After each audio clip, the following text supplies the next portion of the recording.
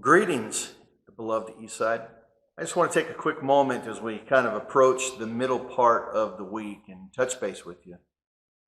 I'll let you know I've been praying for you, and I'm pleased to do so as we weather through the great unknown. You know, the church is designed for days like this. She's designed to be fit and prepared and ready to behave in a manner that displays where our trust is, where our hope is. And that we put all our hope in Christ in a day like this. So I'm trusting the same for you. And I want you to know I'm praying for you. We're encouraging you that unless you've been sick or unless you have a vulnerable immune system, that you just remain home and take advantage of our internet streaming services. Where it's not ideal, it's not the way I recommend that you go about in a normal interaction with a church, but in a day like this, we can bless the Lord that for several years now, we've had the ability to stream our services for times when you've been sick. And perhaps even many of you who will remain home this weekend have taken advantage of that opportunity in the past. Or perhaps you've been traveling and you've been able to still connect with your church. So we just want you to remind you of that opportunity that exists for your church. And you'll see behind me here, showing up on the screen, the web address of how you can get the access to the church gatherings. Watch the links to show up on Facebook, on the church emails, or just showing up here for your help in that. All right.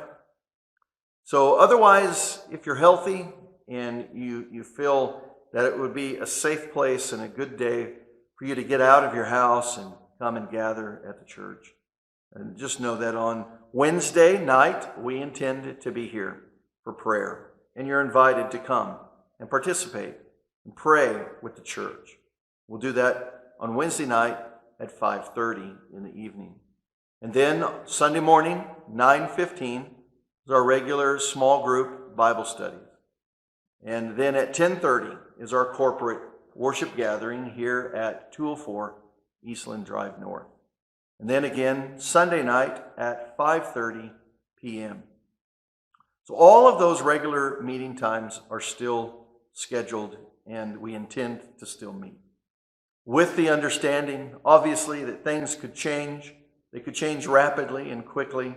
And if so, just continue to watch for information about your church meetings. And we'll communicate things through the Facebook page, email, the web page, as well as contacts to those who don't have internet access.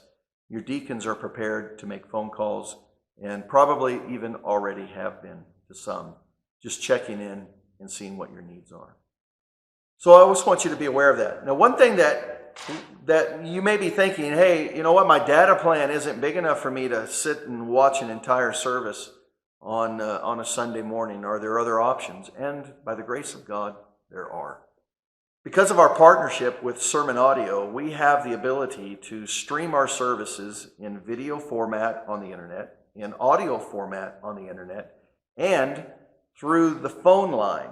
So whether you have a landline or a mobile phone, if you'll just call this number at 10:30 on Sunday morning, 5:30 on Sunday night, if you'll call that number at that time, or thereabouts that time, then when prompted, just enter the number 2. And then when prompted a second time, if you'll enter this code, 25378. I'll put it up here on the screen for you as well, but 25378. That number directs all traffic on Sermon Audio to Eastside Baptist Church. So whether you're watching on your Roku TV, your Chrome TV, your Apple TV, these are all things I know nothing about, but we have access on those. You just need that access code, as well as if you pick up a phone line and call. My recommendation is you put your phone on speaker so that you don't have to hold your phone to your ear the whole time of the service.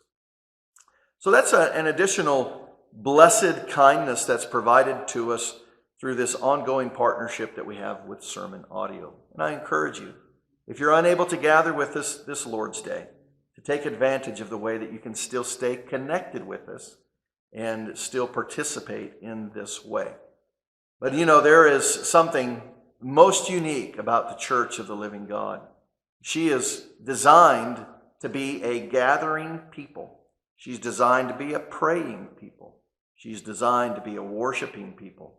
We've known this throughout all of the age of the blessed Church of the Living God, that even in times of great uncertainty and perplexities and risk to life and to body, to soul and mind, the church does all that she can to properly gather together.